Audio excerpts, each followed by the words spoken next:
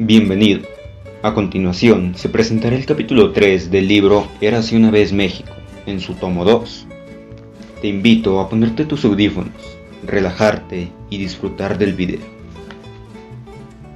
Capítulo 3. De la Revolución de Ayutla a la Guerra de Reforma, 1854-1861. Seguramente las primeras noticias acerca del levantamiento armado que estalló en contra del gobierno de Santa Anna en marzo de 1854 se recibieron con un bostezo. Después de las decenas de pronunciamientos sorteados por la sociedad mexicana en los últimos años, no había nada nuevo bajo el sol. Si acaso, era una revuelta más, el pan nuestro de cada día. Uno de los muchos movimientos rebeldes que habían estallado desde que México alcanzó su independencia en 1821. Pero la revolución de Ayutla no era más de lo mismo, a diferencia de las anteriores, que estaban definidas por el quítate tú pa' ponerme yo, y al final quedaba Santa Anna. La rebelión que comenzó en el estado de Guerrero era un movimiento liberal que pretendía implementar una gran transformación política y social, una reforma integral que partía de la reivindicación de las libertades individuales, bajo un principio básico: igualdad ante la ley.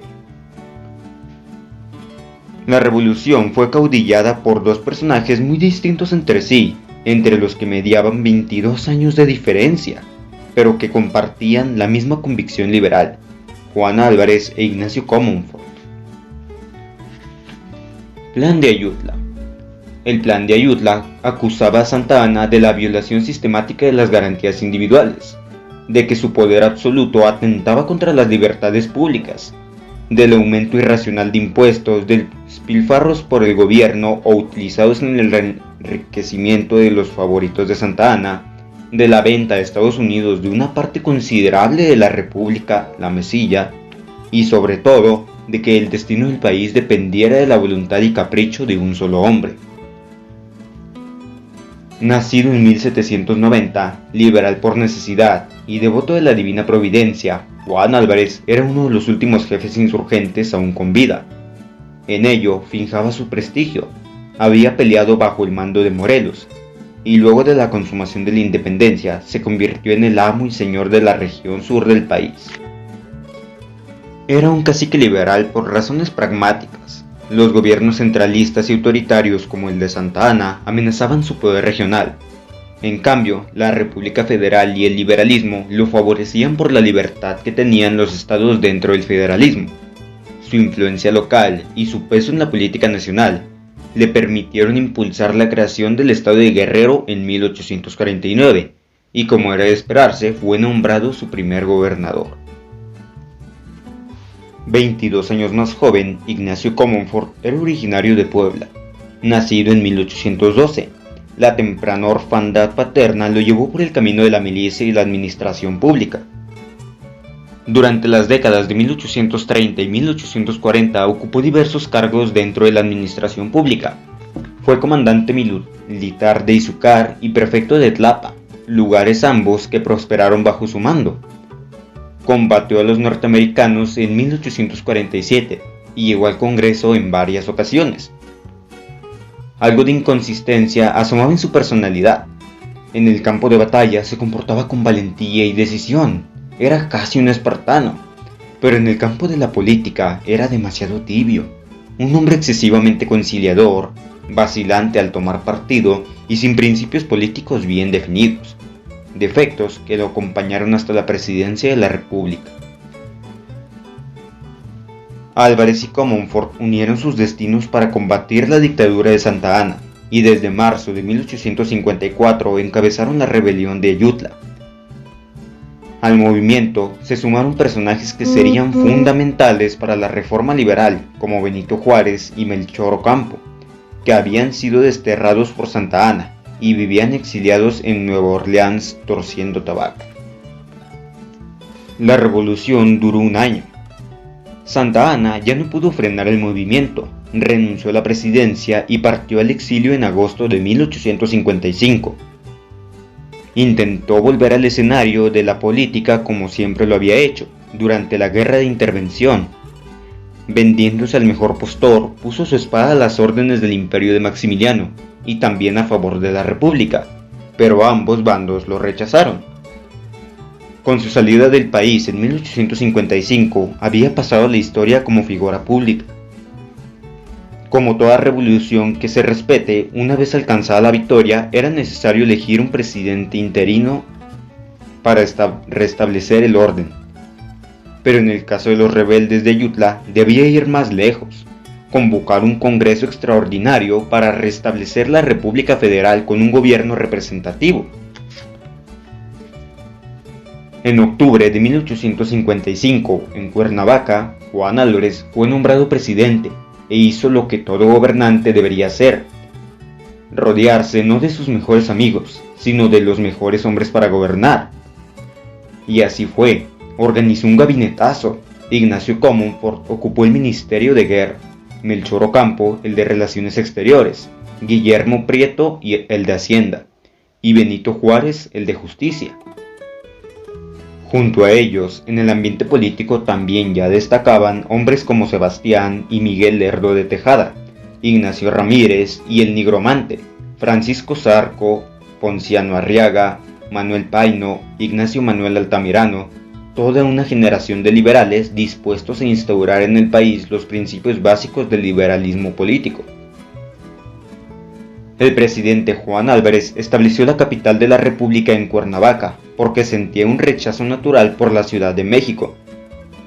Quería mantenerse alejado de la politiquería, las grillas y los rumores citadinos.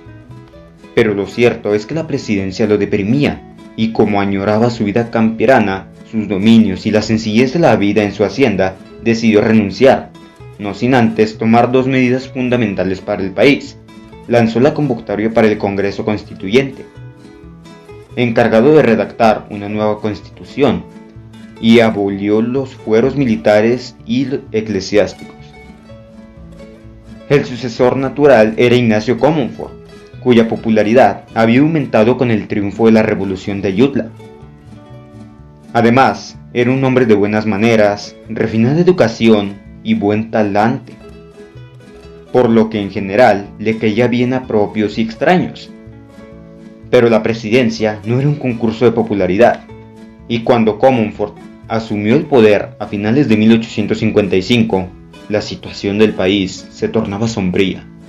Los tambores del Partido Conservador tocaban a guerra. Topamos con la Iglesia. Tremendo berrinche hizo el clero con las medidas tomadas por los liberales. Berrinche al que se sumaron el ejército y los conservadores. Berrinche que al final costó una guerra. Los liberales no odiaban a la Iglesia ni querían destruirla. Todos eran católicos, y la mayoría practicantes. Creían en los dogmas y los preceptos religiosos en los que estaba sustentada la institución, pero consideraban que se había pasado de tueste y había invadido espacios que no le competían, como el de la política. Era necesario ponerle límites. Hacia 1856, la religión católica era la única aceptada y reconocida por la ley. No había lugar para ninguna otra, ni siquiera era concebible la posibilidad de establecer libertad de cultos. La sociedad le tenía un profundo respeto a la Iglesia, sobre todo por la relación que la gente guardaba con los sacerdotes que oficiaban en las colonias, en los barrios, en los pueblos. Eran parte de su vida cotidiana, intervenían en todos los asuntos de los individuos y regulaban la vida social. A través de sus ministros, la Iglesia era la única institución que estaba presente desde la cuna hasta la tumba. Los sacerdotes y miembros del clero participaban en las festividades religiosas y cívicas, administraban los sacramentos, daban apoyo espiritual cuando la sociedad enfrentaba alguna calamidad, como epidemias o temblores, se encargaban de la educación, tenían a su cargo los hospitales. A la gente no le sorprendía que en esa época las autoridades civiles participaran en los actos religiosos, en las procesiones, en las fiestas religiosas, en los Te Deum que se oficiaban para alguna celebración o en cualquier otro acto de culto público. Había un buen entendimiento entre ambas autoridades. Pero la iglesia se había desviado de su misión evangelizadora que comenzó con la llegada de los franciscanos a la Nueva España en 1524. La corona le otorgó un poder que fue creciendo con el paso de los siglos, y la crítica que habían hecho los liberales iba dirigida a la alta jerarquía eclesiástica. Reconocían su potestad sobre la esfera espiritual. Era su misión al fin y al cabo, pero les parecía que se había excedido interviniendo en la esfera pública. El clero estaba politizado, estableció alianzas con los conservadores, las clases privilegiadas y el ejército, y su influencia en las decisiones del gobierno era inmensa. Los liberales también criticaban que la iglesia, literalmente, solo viera para su santo, y procurara cuidar sus bienes y riquezas antes de solidarizarse con el país. En los últimos años se había negado a dar su apoyo al gobierno con recursos económicos para hacer frente a las guerras con el exterior. Todavía estaba presente el levantamiento de jóvenes de clase acomodada de la Ciudad de México que, asusados por la iglesia, se habían levantado contra el gobierno mexicano en plena guerra con Estados Unidos, en lo que se conoció como la rebelión de los polcos por su gusto por la polca. Era la gran propietaria del país, poseía conventos, templos, hospitales, colegios, haciendas, huertas, hospicios. Sus bienes materiales abonaban a favor de su poder político, pero era una propietaria que no generaba riquezas. Sus propiedades no producían nada ni ayudaban a la economía nacional. Los liberales consideraban que al desviarse de su misión espiritual y regodearse con los bienes materiales, la iglesia se había convertido en el principal obstáculo para el desarrollo económico y político del país. Por lo tanto, era necesario aplicar la célebre máxima de a Dios lo que es de Dios y al César lo que es del César, y regresarla a su misión original, salvar almas únicamente, que no era otra cosa que separar el Estado y la iglesia. Y se les apareció el diablo. El clero, el ejército y el partido conservador rechazaron la supresión de los fueros eclesiástico y militar decretada por el presidente Álvarez. No podían aceptar que de un plumazo se acabaran sus privilegios. No podían soportar que de la noche a la mañana todos los mexicanos fueran iguales ante la ley. Pero si el clero había puesto el grito en el cielo con el asunto de la supresión de fueros, lo que vendría en los siguientes meses le pareció una atrocidad, la aparición del mismísimo demonio en la tierra, el final de los tiempos. Mientras los diputados constituyentes debatían la nueva constitución, el gobierno liberal promulgó 3 leyes que iban encaminadas a la separación Iglesia-Estado. Cuando se conocieron, la jerarquía eclesiástica no pudo menos que azotarse contra las paredes del coraje y comenzó a conspirar desde los púlpitos. La primera ley representó un parteaguas, un momento fundacional en el siglo XIX, pues estableció el principio de igualdad ante la ley. El 23 de noviembre de 1855, su autor, Benito Juárez, le dio forma al decreto del presidente Álvarez que suprimía el fuero eclesiástico y militar. Con la Ley de Administración de Justicia y Orgánica de los Tribunales de la Nación, del Distrito y Territorios Federales, se suprimieron los tribunales especiales con excepción del militar y del eclesiástico, pero se prohibió que estos tribunales atendieran asuntos civiles de los individuos que pertenecían a estas corporaciones, o que atendieran los delitos del fuero común cometidos por sus miembros. Hasta antes de la promulgación de esta ley, si un miembro del clero cometía un homicidio o robo o cualquier otro delito que no fuera de carácter religioso, era juzgado por un tribunal eclesiástico. La autoridad civil no podía intervenir, lo cual se prestaba a un sinnúmero de abusos y complicidades.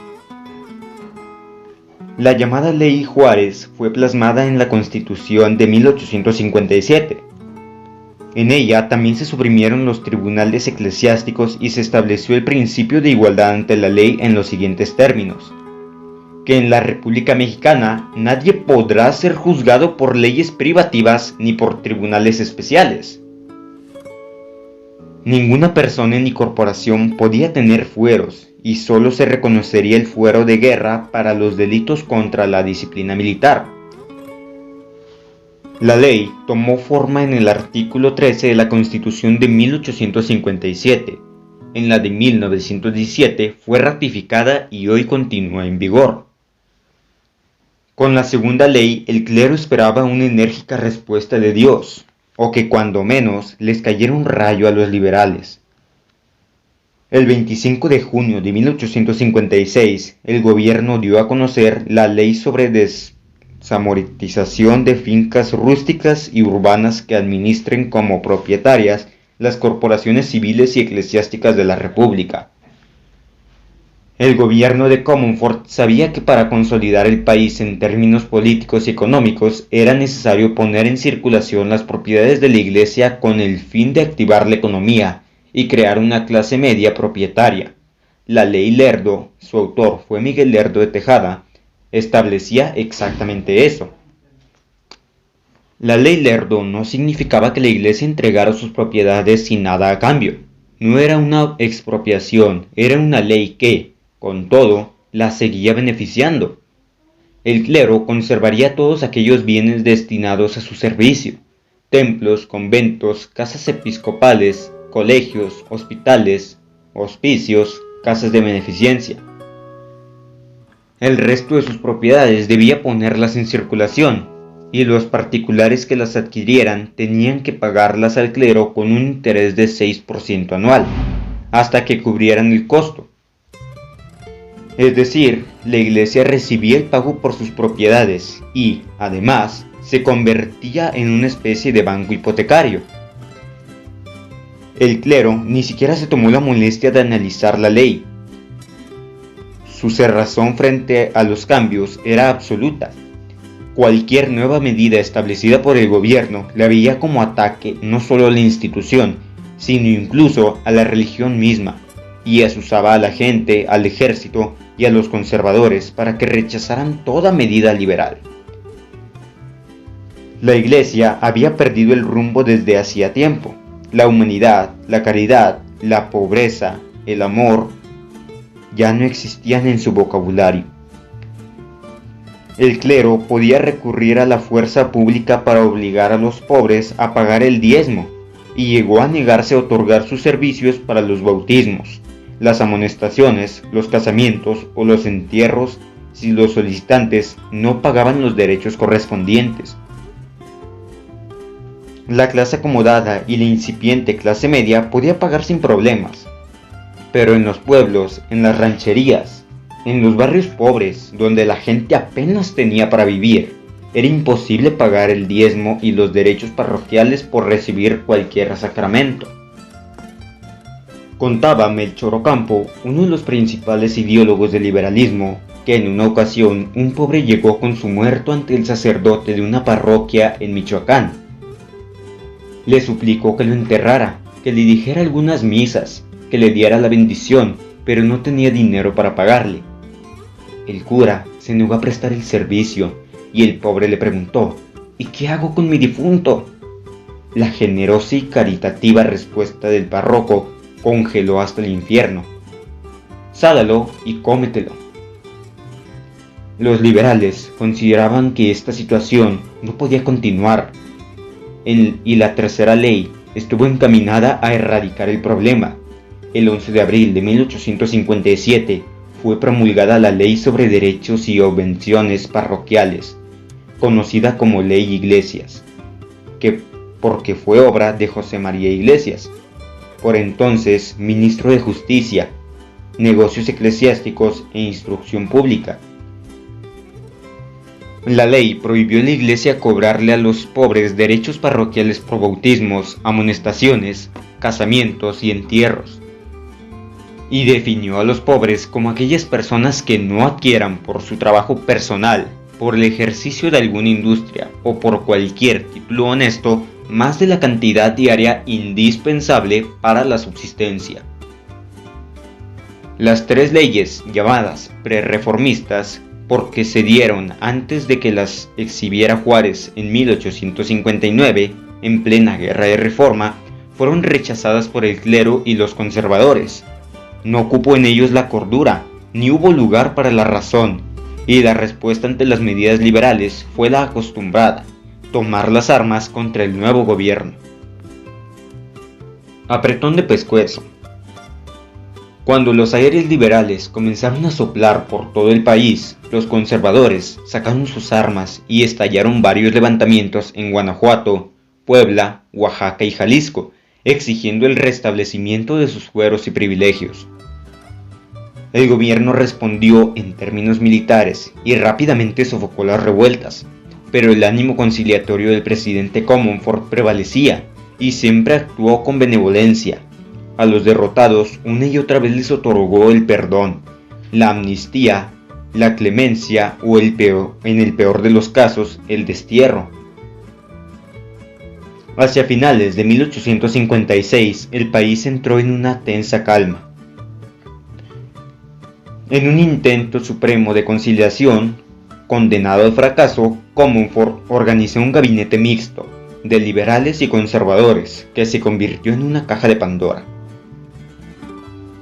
El propio Melchor Ocampo lo criticó, señalando: dudo mucho que con apretones de mano, como Comonfort me dijo que ha apaciguado a México y como se propone seguir gobernando, pueda conseguirlo, cuando yo creo que los apretones que se necesitan son de pescuezo.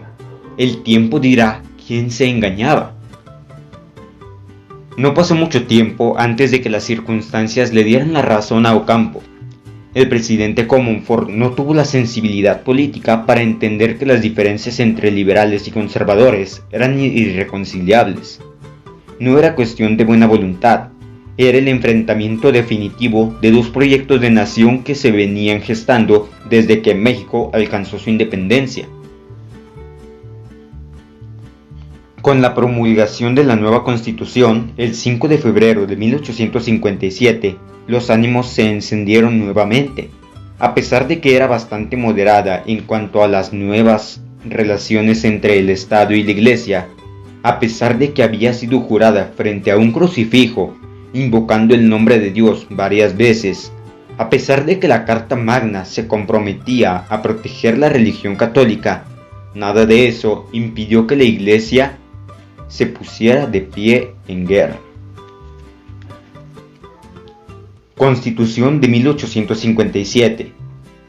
La Constitución promulgada el 5 de febrero de 1857 era mucho más moderada de lo que se piensa. La mayoría de los 155 diputados constituyentes eran liberales moderados, aunque había algunos liberales puros, más radicales, y un pequeño grupo de conservadores. Todos los diputados manifestaron ser católicos y respetar el dogma en sus discusiones, pero la mayoría consideraba necesaria la separación Iglesia-Estado. Aún así, no se aprobó la libertad de cultos, ni siquiera la libertad de conciencia. En la Constitución quedaron establecidas las garantías individuales, libertad, igualdad, seguridad jurídica y de propiedad. Se incorporó el juicio de amparo, se suprimieron los fueros, se abolió la pena de muerte por delitos políticos, se prohibió la coacción civil para el cumplimiento de deberes impuestos por la religión, se prohibió cualquier contrato por el que el hombre perdiera su libertad, ya fuera de trabajo, de educación o por voto religioso. Se estableció la libertad de educación sin sujetarse a un dogma religioso. Se reconoció la libertad de imprenta. Se prohibieron los fueros, los títulos de nobleza, prerrogativas, los honores hereditarios y se prohibió a las corporaciones religiosas adquirir o administrar bienes raíces, salvo los edificios destinados a la inmediata y directamente al servicio y objeto de la institución. El clero estaba ciego, no quiso entender las circunstancias del momento, y hasta el Papa Pío IX metió sus narices condenando la Constitución. Seguramente el máximo jerarca de la Iglesia lo hizo a solicitud del clero mexicano, y no porque tuviera un profundo conocimiento sobre la situación en México. Nunca los mexicanos estuvieron tan cerca del infierno como en 1857. De acuerdo con el Papa, la Iglesia amenazó con excomulgar a todos aquellos que juraran la Carta Magna, o en el mejor de los casos, se negó a administrarles los sacramentos. Como era de esperarse, decenas de funcionarios públicos, importantes grupos de militares que debían su lealtad a la ley suprema del país y a las instituciones, se asustaron con la posición asumida por la Iglesia, y como decían que la Constitución tenía un fuerte olor a azufre, se negaron a jurarla por temor a hacer efectivo el pase directo a la condenación eterna. De la mano de la Iglesia, los conservadores decidieron desconocer la Constitución y en diciembre de 1857 organizaron un movimiento apoyado por algunos liberales moderados, por el general conservador Félix Zuloaga y varios miembros del ejército. Para dar el golpe, los conservadores aprovecharon el carácter dudativo del presidente Comonfort y le propusieron un plan que se llamaría de Tacubaya, porque ahí se firmó. El documento sostenía que la Constitución no convenía a los intereses de la República, que la sociedad no estaba satisfecha con ella porque el país debía regirse con leyes acordes con sus usos y costumbres. Proponía derogar la Constitución, que Comonfort conservara el cargo de presidente con facultades omnímodas, que convocara un Congreso Constituyente y se redactara una nueva ley suprema. Comonfort se tragó el cuento completito. A su juicio, los conservadores tenían razón. La inestable situación política demostraba que las medidas liberales implantadas por su gobierno, más que conciliar, habían llevado el país a una situación caótica. También había llegado a la conclusión de que era imposible gobernar con la Constitución, y sumido en una profunda confusión e influencia por su madre, quien le aconsejó no contravenir los preceptos de la Iglesia, decidió sumarse al plan de Tacubaya. La mamitis le costó una guerra. Por desgracia para el México de mediados del siglo XIX, el presidente Ignacio Comonfort tenía mamitis. La anciana madre del general Comonfort, escribió Juan A. Mateos, era el ídolo, el primero y el último amor de aquel hombre tan valiente en los combates y tan tímido en la política. En 1857, a sabiendas de que su hijo se estaba condenando en vida por haber jurado la Constitución y asusada espiritualmente por el padre Miranda, doña Guadalupe habló seriamente con su hijo y como buena madre chantajista le dijo: «Aquí sobre mis rodillas te enseñé a pronunciar el nombre de Dios». Según refiere Juana Mateos, «Yo empaté tu cabeza con las aguas bautismales y los óleos ungieron tus cabellos. Yo te llevé al pie del altar y la hostia consagrada llegó a tus labios llevando el perfume de la fe católica. Tú has sido creyente y lo sigues siendo todavía. ¿Por qué entonces derribar lo que has adorado y quemar en la llama de la impiedad tus creencias sagradas?» Doña Guadalupe fue doblegando el indeciso corazón de su hijo, que se encontraba ante una grave disyuntiva: la nación o su madre. Al final se inclinó por el amor maternal. Comonfort cruzó la línea sin retorno. El 17 de diciembre de 1857 desconoció la Constitución y secundó el plan de Tacubaya. En los días siguientes, varios de sus ministros renunciaron y al mismo tiempo fueron aprehendidos el presidente de la Suprema Corte de Justicia y el presidente del Congreso. Para ganar adeptos y apaciguar conciencias, la Iglesia estableció que a quienes siguieran reconociendo la Constitución les esperaba el infierno a través de la excomunión, pero a quienes la hubieran jurado y se sumaran al plan de Tacubaya, les sería perdonados todos sus pecados. Más temprano que tarde, Comonfort se dio cuenta de que se lo habían chamaqueado. Apenas unos días después, en enero de 1858, los conservadores lo desconocieron y Félix Zuluaga asumió la presidencia del país. Comonfort se quedó chiflando en la loma y, como era previsible, arrepentido, quiso volver sobre sus pasos, pero ya era tarde. Se encontraba completamente solo, sin salida alguna, marchó al exilio dejando al país sumido en la guerra. La Guerra de Reforma.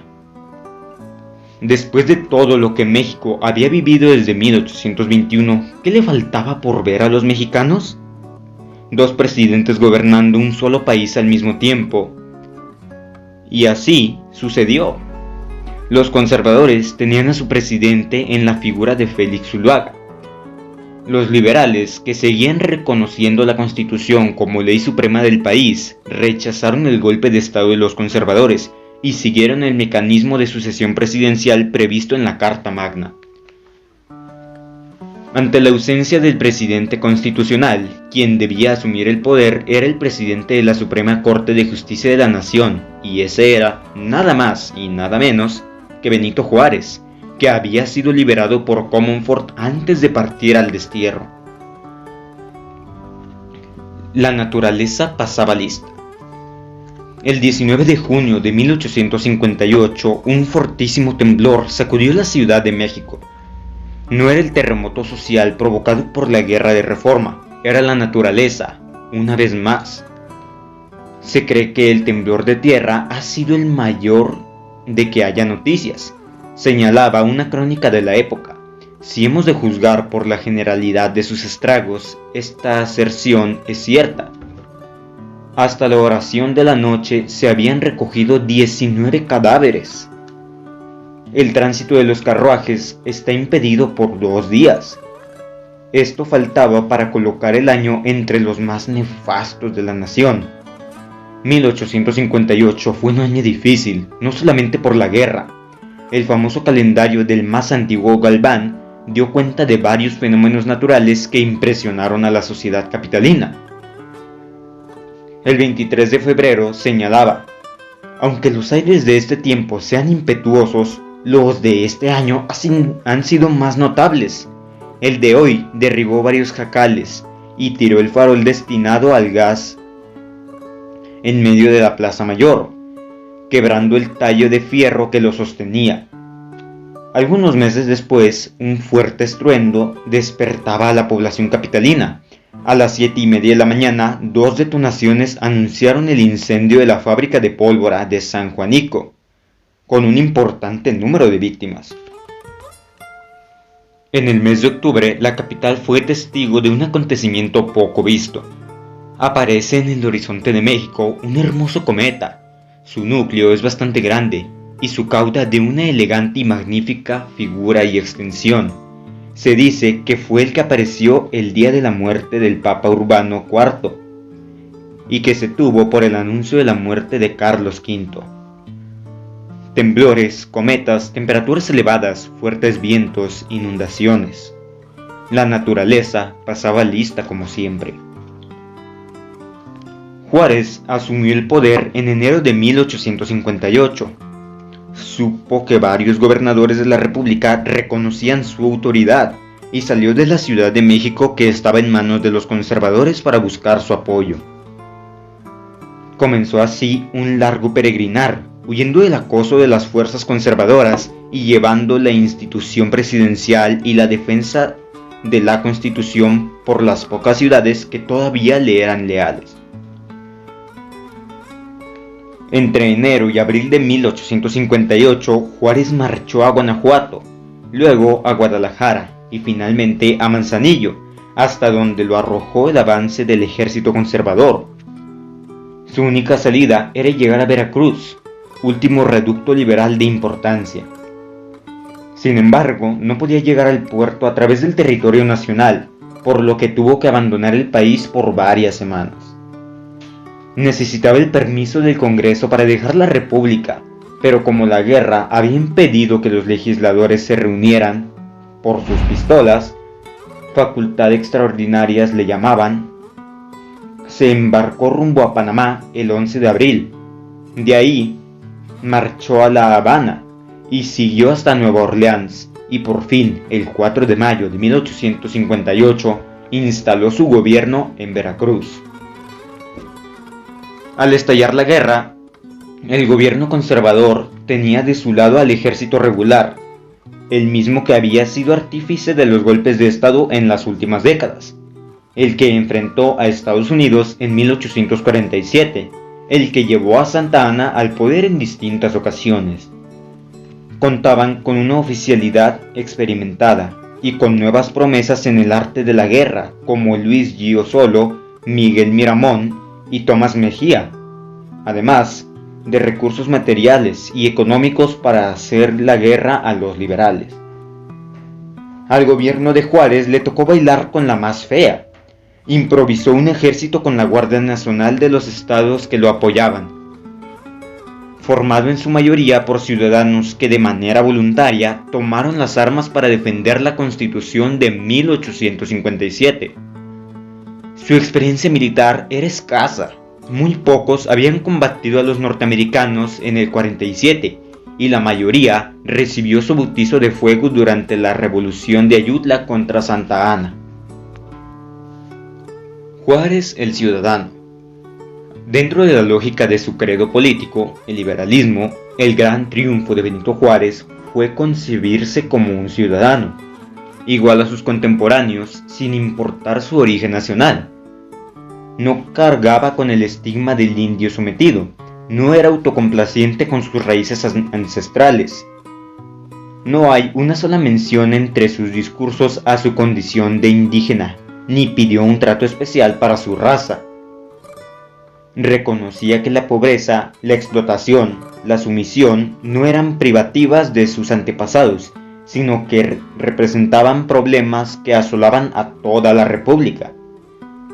Su ascenso a la presidencia en enero de 1858 no significó una reivindicación indígena.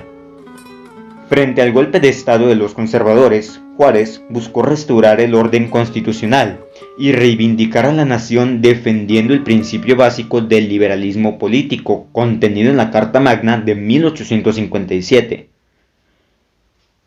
Igualdad ante la ley, a través de la Constitución y la Reforma, escribió Justo Sierra en su obra Evolución Política del Pueblo Mexicano.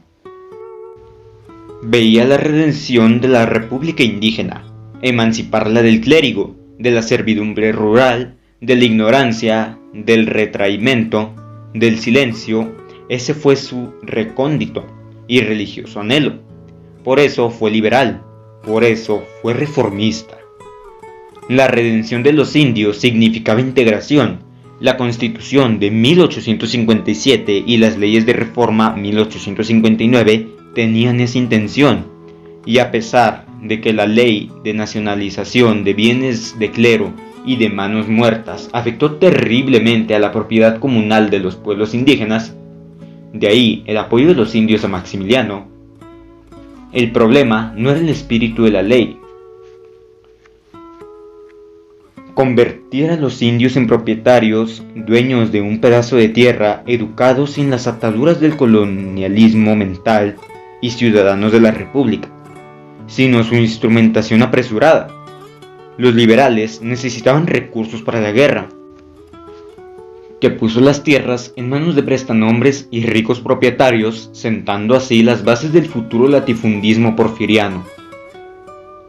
Siendo gobernador de Oaxaca en 1849, Juárez escribió: «Hijo del pueblo, yo no lo olvidaré. Por el contrario, sostendré sus derechos. Cuidaré de que se ilustre, se engrandezca y se críe un porvenir, y que abandone la carrera del desorden, de los vicios y de la miseria a que lo han conducido los hombres que solo con sus palabras se dicen sus amigos y sus libertadores, pero con sus hechos son sus más crueles tiranos», hablaba el ciudadano que dejó de ser indio. Sus principales dirigentes se dedicaban a profesiones liberales al momento de estallar el conflicto.